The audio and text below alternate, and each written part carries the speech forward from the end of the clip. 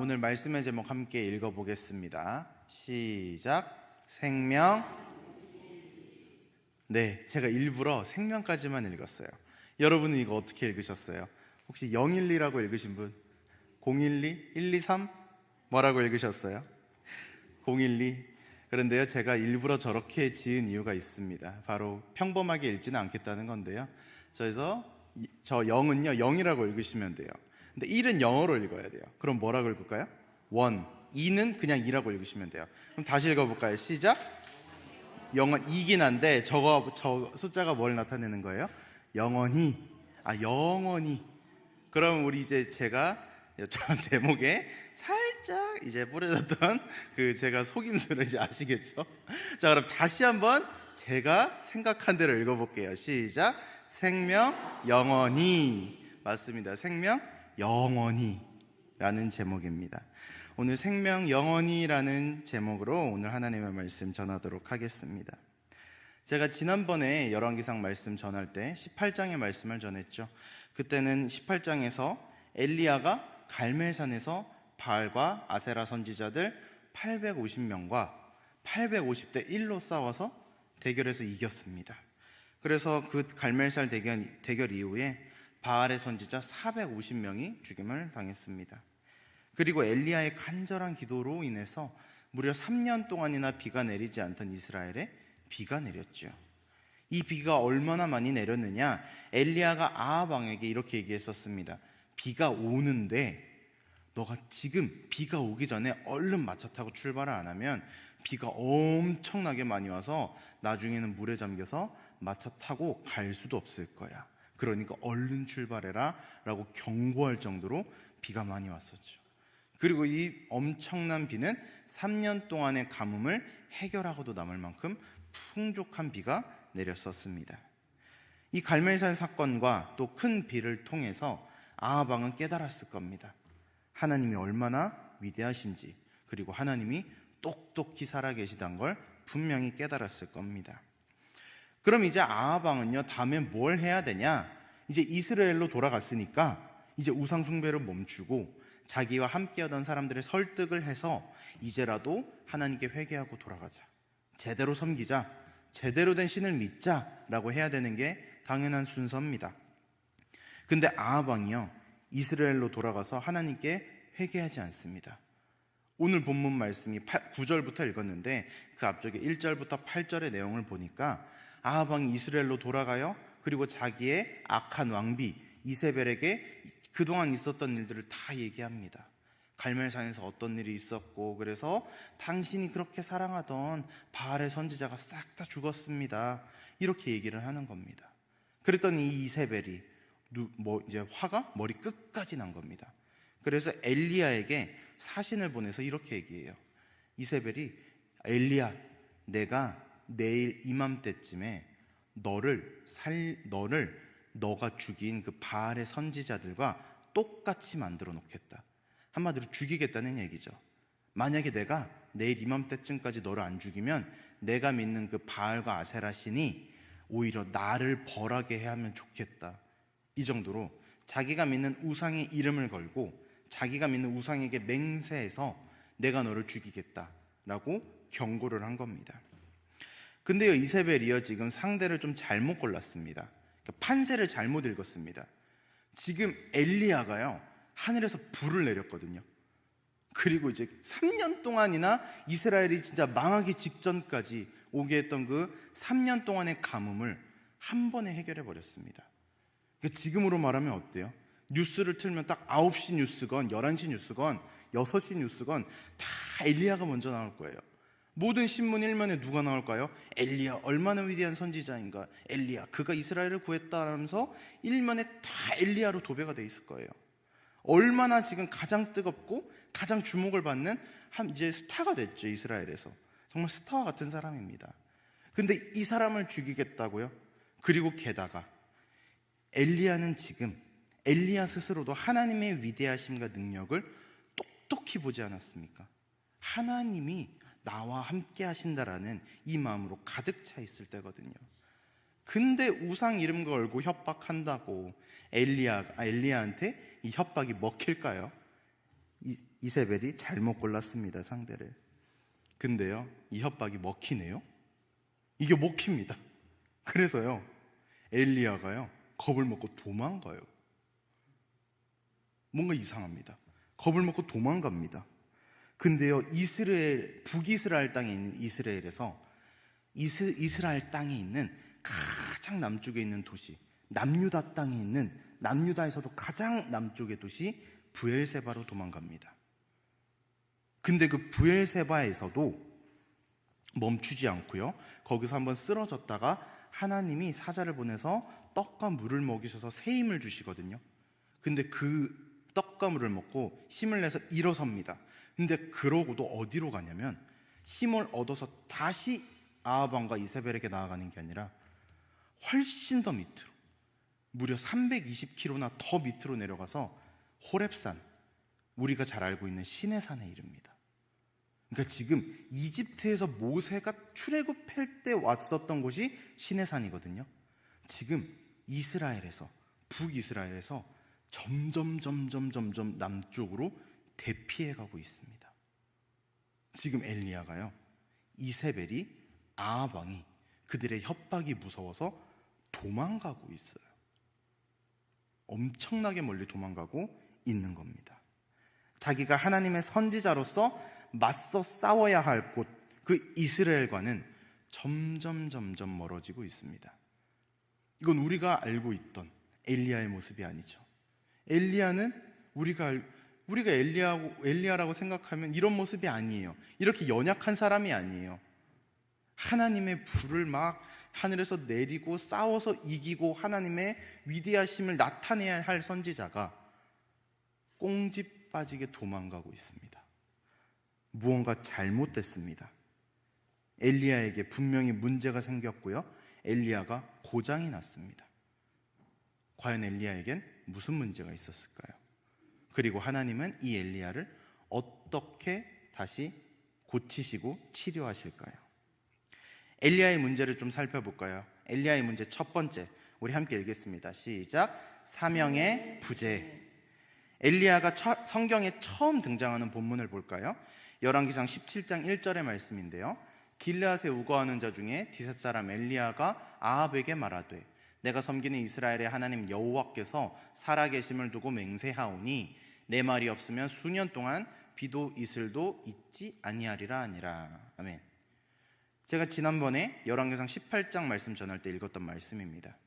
엘리야의 등장은요, 하나님께서 사명을 받고 나아간 그 첫 등장이 저 말씀입니다. 이 이스라엘 땅에, 우상을 섬기고 하나님을 거역하는 이 북이스라엘 땅에 가뭄이 들 것임을 예고하고, 그리고 그 가뭄을 통해서 이 북이스라엘의 분명한 신이 누구인지 아합 왕에게, 이세벨에게, 그리고 북이스라엘 사람들에게 똑똑히 전해라 라고 하는 이 사명을 가지고 나아갔습니다. 엘리야가요, 이 사명을 너무나도 훌륭하게 완수를 했습니다. 그런데 그 다음이 없는 거예요. 이제 내가 뭘 해야 되지? 그 다음에 하나님이 나에게 무엇을 맡기셨는지 그 사명이 없는 거예요. 과연 내가 지금 이제 어떤 걸 해야 되는지, 저 말씀에 있던 내용을 모두 잃었습니다. 그러고 나니까 내가 무엇을 위해서 하나님의 선지자로 있는지 그 사명을 잃어버렸습니다. 이렇게 모든 것이 겉으로만 보기에는 완벽해 보였는데 정작 엘리야의 마음에는 공허함이 생겨났다는 거예요. 내가 이제 어떤 일을 감당해야 되지? 나는 이제 하나님의 선지자로서 왜 서 있는 거지? 어디로 가야 하지? 이 모든 것을 잃어버리고 방황하기 시작합니다. 마치 유명인들이요, 많은 이들의 관심과 사랑은 받는데 정작 그 마음은 공허해서 마약, 술, 범죄, 이런 헛된 것에 손을 대는 것과 같이 엘리야가요, 지금 위대한 하나님의 선지자라고 큰 칭송을 받고 관심을 받는데 정작 그 자신의 마음속에는 공허함이 있는 상태인 겁니다. 두 번째로 엘리야의 문제입니다. 함께 읽어볼까요? 시작. 하나님의 일하심을 망각함. 하나님의 일하심을 망각했답니다. 이제 9절 말씀 우리가 읽었던 부분인데요. 엘리야가 호렙산에 도착을 합니다. 동굴 속에 머무르고 있는데 하나님이 엘리야에게 이렇게 말씀하셨대요. 저희 9절 10절 다 같이 한 번만 더 읽겠습니다. 시작. 엘리야가 그곳 굴에 들어가 거기서 머물더니 여호와의 말씀이 그에게 임하여 이르시되 엘리야야 내가 어찌하여 여기 있느냐. 그가 대답하되 내가 만군의 하나님 여호와께 열심히 유별하오니 이는 이스라엘 자손이 주의 언약을 버리고 주의 제단을 헐며 칼로 주의 선지자들을 죽였음이오며 오직 나만 남았거늘 그들이 내 생명을 찾아 빼앗으려 하나이다. 아멘. 9절에서요 하나님이 뭐라고 질문하시나요? 엘리야야 내가 어찌하여 여기 있느냐. 엘리야의 마음속에 있는 가장 그 깊은 곳을 뒤흔드시는 질문입니다. 이곳 시내산은 호렙산은 엘리야 너가 있을 곳이 아니야 라는 것이 전제로 깔린 질문이에요. 근데 어떻게 해서 여기까지 네가 여기 왔고 너에게 무슨 문제가 있는지 하나님이 그 폐부를 찌르시듯 가장 날카로운 그 한마디로 엘리야를 찌르십니다. 왜 네가 여기 있니? 너의 생각과 마음이 어떻게 망가져 있기 때문에 여기까지 왔니? 라는 질문입니다. 이에 엘리야가 대답을 합니다. 10절에서 뭐라고 대답했죠? 이스라엘 자손이 주의 언약을 버리고 주의 제단을 헐며 칼로 주의 선지자들을 죽였음이오며 그리고 그 뒤에도 그들이 내 생명을 찾아 빼앗으려 합니다. 그래서 내가 도망왔습니다. 이거 아닙니까? 근데 맞아요. 엘리야의 말이 틀리지 않아요. 이스라엘 백성들이요 아합왕과 이세벨 때문에 하나님의 선지자들을 죽였고요 주의 언약을 버렸고요 하나님을 섬기던 제단은 파괴했고요 바알과 아세라의 신상을 세우고 그들의 성전은 지었습니다. 엘리야의 말이 맞습니다. 근데 문제가 있습니다. 하나님이요 저 일 이후에 엘리야가 말한 저 악한 일 이후에 아무 일도 하지 않으셨나요? 아니요. 엘리야를 통해서 어떤 일이 하셨습니까? 갈멜산 전투, 큰 비, 그리고 그렇게 해서 이 갈멜산 대결 이후에 이스라엘 백성들이 하나님의 위대하심을 다시 깨달았습니다. 열왕기상 18장 39절 이 말씀입니다. 갈멜산 사건 이후에 하늘에서 불이 떨어지고 모든 그 시내까지 다 말라버리는 걸 본 이스라엘 백성들이 모든 백성이 보고 엎드려 말하되 여호와 그는 하나님이시로다 여호와 그는 하나님이시로다 하니 이스라엘 백성들이요 하나님의 살아계심을 분명히 체험했고 하나님 앞에 엎드렸습니다. 이제 이스라엘 백성들은요 하나님의 위대하심을 깨닫고 다시 하나님을 섬기면서 두려워했습니다. 다시 비가 왔을 땐 어땠을까요? 당연히 하나님께 감사하고 찬양했겠지요. 근데 엘리야의 시선은 지금 어디가 있습니까? 하나님이 하셨던 일들은 저 말 속에 없어요. 자기를 통해서 한 건데도 하나님의 일하심이 망각되어 있습니다. 빠져 있습니다. 엘리야의 시선은 여전히 그 과거에 가 있고요 하나님이 하셨던 일들은 엘리야의 말 속에서 철저히 무시되어 있습니다. 엘리야는 지금 하나님이 나를 통해 어떻게 일하셨는지 나에게 어떻게 일하셨는지를 잊어버리고 있습니다. 무언가 단단히 잘못되어 있습니다. 엘리야의 문제 세 번째 함께 읽겠습니다. 시작. 남들과 자신을 비교함.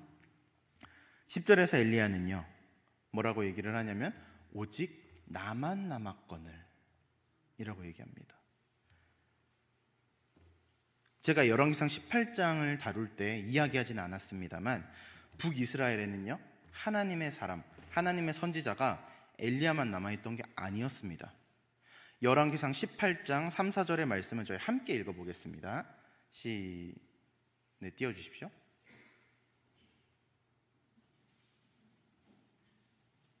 네, 제가 읽겠습니다.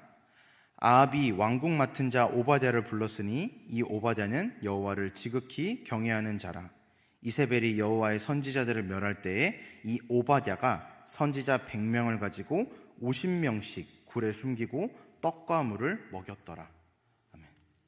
아합이요 이 엘리야가 아합 왕한테 나가서 가뭄이 올 거야 라고 경고를 합니다. 그러니까 아합이 이 말을 듣고요, 왕국 맡은 자, 자기의 신하인 오바댜라는 사람을 부릅니다. 근데 이 오바댜라는 사람은 3절에서 말하기를 여호와를 지극히 경외하는 자다 라고 이야기합니다. 근데 얼마나 경외하냐면 4절에서 이세벨이 여호와의 선지자들을 멸할 때 오바댜가 선지자 100명을 50명씩 나눠서 2개의 굴에 숨기고 떡과 물을 먹이면서 이들을 살려두었습니다. 오바댜는요, 지금 하나님을 두려워하면서 하나님의 선지자들을 섬기고 있는, 자기가 할 수 있는 그 안에서 최선을 다해서 하나님을 섬기고 있었고요, 하나님이 남겨두신 그 선지자들을 돌보고 있었습니다. 근데요, 이 사실을요 엘리야도 알고 있습니다. 왜냐? 이 다음에 엘리야가 오바댜를 만나거든요. 그리고 이 오바댜를 통해서 아합 왕에게 나아가거든요. 근데 이 오바댜의 사실을 알면서도 여전히 하나님의 선지자 100명이 남아있는 걸 아는데, 오늘 그 10절 말씀에서 엘리야가 뭐라고 말했다고요? 오직 나만 남았거늘. 분명히 하나님의 선지자가 살아있다라는 것은 아는데 엘리야가 왜 이렇게 얘기했을까라는 걸 생각해 보면, 이 오바댜를 포함한 하나님의 선지자 100명은요 갈멜산 전투가 일어날 때 뭐 했죠? 큰 비가 일어날 때 뭐 했죠? 함께 나와서 850대 1로 엘리야가 싸울 때 이들은 뭐 했죠? 큰 비가 일어날 때 이들은 어떻게 기도했죠? 전혀 기록되어 있지 않습니다. 전혀 그 어떤 활동도, 그 어떤 노력도 기록되어 있지 않습니다. 엘리야가 홀로 목숨을 걸고 나가서 싸웠다라고 스스로 생각할 만도 합니다. 그래서일까요? 엘리야가 말하는 건, 하나님, 진짜 선지자, 진짜 쎄빠지게 고생한 하나님의 진짜 선지자는, 목숨 걸고 하나님 섬겼던 선지자는 오직 나만 남았거늘 이라고 말하는 것 같습니다. 그래서 남들과 자신을 비교하면서 그래도 내가 더 고생하지 않았습니까? 진정한 건 나밖에 남지 않았습니까? 라고 말하는 것만 같습니다. 엘리야의 마음도 참으로 이해는 가지만요, 그러나 엘리야의 마음 가운데 비교를 통해서 자신을 남보다 높였다라는 것은 분명히 좋지는, 건강해 보이지는 않은 모습입니다. 엘리야의 문제 총 3가지 있었습니다. 첫째로 사명을 잃어버렸고요, 하나님의 일하심을 망각했고요, 남들과 자신을 비교했습니다. 엘리야는요 이 문제의 굴레 속에서 앞으로 뭘 해야 할까라는 목표의식이 없이 방황했습니다. 하나님이 나와 함께 하심을 망각하니까 하나님의 일을 하는데 내가 새 힘을 얻고 뭔가 이렇게 나한테 들어오는 힘이 있는 게 아니라 자꾸 내 힘만 빼면서 소진하는, 우리가 말하는 그 탈진한다는, 그 번아웃 온다는 그 현상을 지금 겪고 있는 겁니다. 남들과 자기를 비교하면서요, 나 혼자뿐이야, 나 아니면 안 돼 라는 다소 교만한 마음을 가지고 홀로 외롭게 살아갔습니다. 하나님도 나를 위해 일하시지 않는 것 같고, 아무도 나와 동역하지 않는 것 같고, 홀로 외롭게 브엘세바로, 그리고 시내산으로 대피해버렸습니다. 숨어버렸습니다. 그런데 이러한 엘리야를 이제 하나님이 다시 고쳐나가세요. 9절에 나타난 질문, 무슨 질문이었습니까? 엘리야야, 내가 어찌하여 여기 있느냐? 그리고 이어진 엘리야의 잘못된 마음에서 비롯된 그 10절의 잘못된 대답을 하나님이 들으셨어요. 그 대답을 들으신 하나님이요, 엘리야야, 동굴에서 나와서 하나님 앞에서 그 산에 서라 라고 말씀하십니다. 엘리야를 산에 세우세요. 그리고 하나님이 나타나시는데 어떻게 나타나시냐? 하나님이 엘리야가 서 있는 그곳을 지나가세요. 근데 어떻게 지나가시냐? 먼저는 강력한 바람인데 산을 가르고 바위가 부서질 정도로 강력한 바람이 먼저 지나갑니다. 근데 문제가요, 하나님이 그 안에 계시지 않았습니다. 두 번째, 다음으로 지진이 일어납니다. 산이 떨리고 갈라졌겠지요. 근데 하나님이 그 속에 계시지 않습니다. 세 번째, 불이 지나갑니다. 그런데 그 불 속에도 하나님이 계시지 않습니다. 바람과 지진과 불이 모두 지나가고 나서 아무것도 없는 것 같은데 오늘 성경이 말하기를 세미한 소리, 틀릴 듯 말 듯한 아주 작은 소리 가운데 하나님이 엘리야에게 임하셔서 말씀하십니다. 세미한 소리로. 근데 이거는요, 이 모습은 하나님께서 엘리야에게 있었던 그 문제 세 가지 중에 두 번째와 세 가지를 고쳐내시는 장면입니다. 먼저 엘리야가요, 산을 가르고 바위를 부수는 그 강력한 바람, 그리고 지진, 불을 보았습니다. 근데 이거는요, 마치 엘리야로 하여금 하나님이 그동안 어떻게 일하셨는지를 깨닫게 하셨습니다. 두 번째, 하나님의 일하심을 망각했다라는 그 문제점에 대한 해결책입니다. 바람, 지진, 불, 이 자연현상 하니까 뭐가 생각나지 않으세요? 특히 불, 갈멜산 하늘에서 뭐가 떨어졌죠? 불이 떨어졌죠. 3년 만에 비가 오기 직전에는 성경에서 기록하기를 구름과 바람이 일어났다라고 기록합니다. 엘리야는요, 하늘에서 떨어졌던 불이 지나갈 때 기억했습니다. 그리고 바람이 쭉 강력하게 지나갈 때 그 3년 만에 오던 그 거센 빛 가운데 임하던 그 강력한 바람, 그 바람을 기억했습니다. 그리고 이 자연으로 움직이셔서 사람이 어떻게 반항할 수조차 없는 강력한 하나님의 힘을 보여주셨던 그 하나님의 방법을, 하나님의 일하시는 방법을 다시 기억해냈습니다. 하나님은요, 이 놀라운 광경을 보고 내가 너를 통해서 일할 때 어떻게 일했는지 기억해내렴 이라면서 두 번째 문제, 하나님의 일하심을 망각했다라는 것에 대한 답변을 내놓으셨습니다. 그리고 이제 세 번째 문제가 있었죠.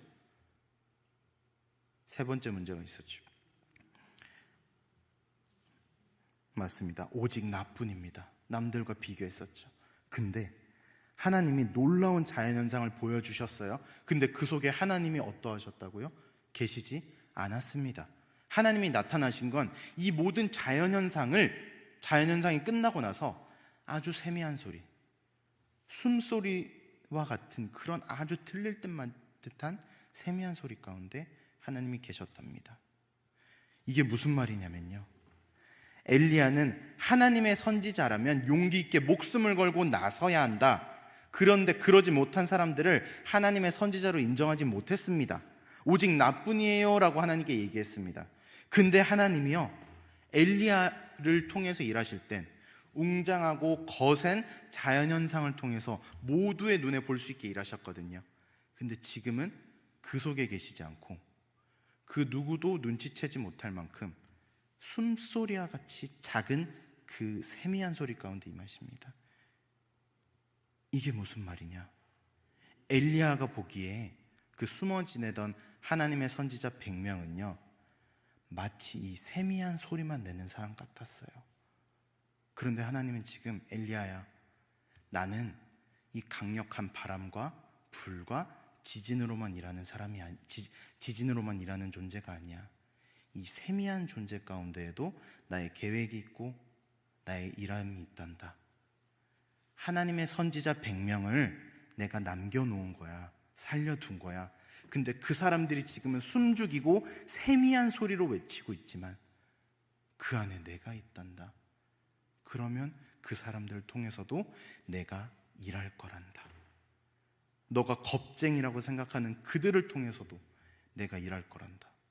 그들과 너를 함부로 비교할 수 없단다 라는 하나님의 답변이 이 자연현상을 통해서 두 번째, 세 번째 문제점에 대한 하나님의 답변, 그 치료가 엘리야에게 이루어졌습니다. 이렇게 엘리야의 잘못된 점을 짚어주신 하나님께서요 13절에 가니까 동일하게 질문하세요. 엘리야야, 내가 어찌하여 여기 있느냐? 그러니까 14절에서 엘리야가 이제 답변을 다시 합니다.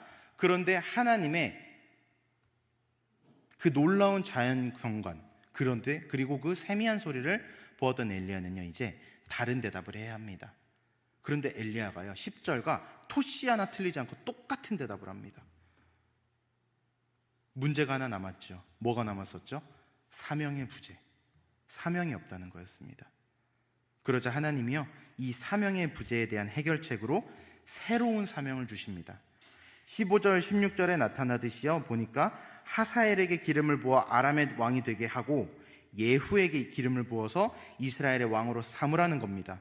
그리고 엘리야 너의 뒤를 이을 선지자 엘리사를 너의 후계자로 세워라 라는 새로운 일을, 새로운 사명을 엘리야에게 주십니다.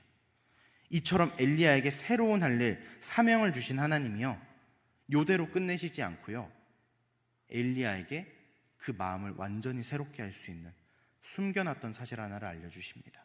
18절 말씀 함께 읽겠습니다. 시작. 그러나 내가 이스라엘 가운데에 7,000명을 남기리니 다 바알에게 무릎을 꿇지 아니하고 다 바알에게 입맞추지 아니한 자니라. 아멘. 엘리야가 하나님의 일하심을 잊어버리고 있을 때, 나만 하나님의 뜻대로 고군분투하고 있다라고 생각하고 있을 때 하나님은요 묵묵히 일하고 계셨습니다. 하나님의 뜻대로 살아가는 사람들을 세워두셨습니다. 엘리야와 같은 사람을 무려 7,000명을 세워두셨습니다. 엘리야는요 자기 혼자 일하고 있다고 생각했는데 엘리야의 동역자가 무려 7,000명이나 그 이스라엘 땅에 있었다라는 겁니다. 이 말이 엘리야에게 얼마나 큰 위로가 되었을까요? 엘리야에게 얼마나 큰 반성이 됐을까요? 엘리야에게 얼마나 새로운 힘이 주어졌을까요? 그래서 엘리야는요 다시 자기가 받은 그 사명을 이루기 위해서 새 힘을 얻고 떠나갔을 겁니다.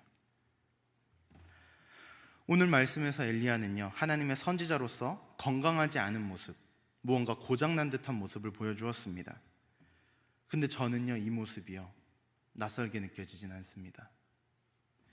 교회 안에서도 열심히 섬기고 봉사하다가 예전과 내 마음이 좀 달라졌어, 이젠 좀 힘들어, 하나님이 살아계시다 하는데 예전에는 그게 느껴지고 마음이 뜨거웠는데 지금은 아니야. 나 혼자만 열심히 일하잖아. 여기서 지금 이 팀에서 나만 일하는 것 같잖아. 그러다가 나 혼자 다 소진돼 버렸어 라는 이유로 뜨겁던 열정이 사그라지는 모습들을 봅니다. 너무나도 안타까운 모습이지요. 좀 더 시야를 넓혀볼까요? 교회에서 세상을 보면 우리가 이 땅에 지음을 받은 이유가 하나님을 찬양하기 위함인데 이 사명은 잊어버리고 헛된 것을 찬양하고 헛된 가치를 따르면서 살아가는 너무나도 많은 사람들이 있습니다. 남들과 나를 비교하면서 마음의 병을 얻은 사람들이 요즘 얼마나 많습니까? 반대로 남들과 자신을 비교하면서 내가 높아지는 사람도 있고 내가 너무 낮아져서 오히려 자기 마음의 병을 얻기도 하고요 오히려 갑질을 행하기도 합니다. 요즘 이 갑질이라는 단어도 뉴스와 사회면에 툭하면 등장하고 있지 않습니까? 오늘의 말씀의 제목은요 생명 영원히였습니다. 오늘 엘리야의 모습은요 우리가 어떤 사람들을 살려야 되는지, 어떤 사람들에게 생명을 전해야 되는지 우리에게 보여준다 생각합니다. 하나님의 관계에 문제가 생긴 나의 가족, 나의 교우들 혹은 교회나 직장에서 열심히 봉사하고 섬기다가 몸과 마음이 다 소진되어 버린 나의 사랑하는 사람들, 교회 아니든 세상이든 남들과 나를 비교하면서 어느 쪽으로든지 간에 나를 낮춰버리거나 내가 너무 높아지거나 하면서 건강하지 못한 마음을 가지고 있는 자들, 극심한 우울감을 경험하고 심하면 자살의 위험에 노출되어 있는 자들,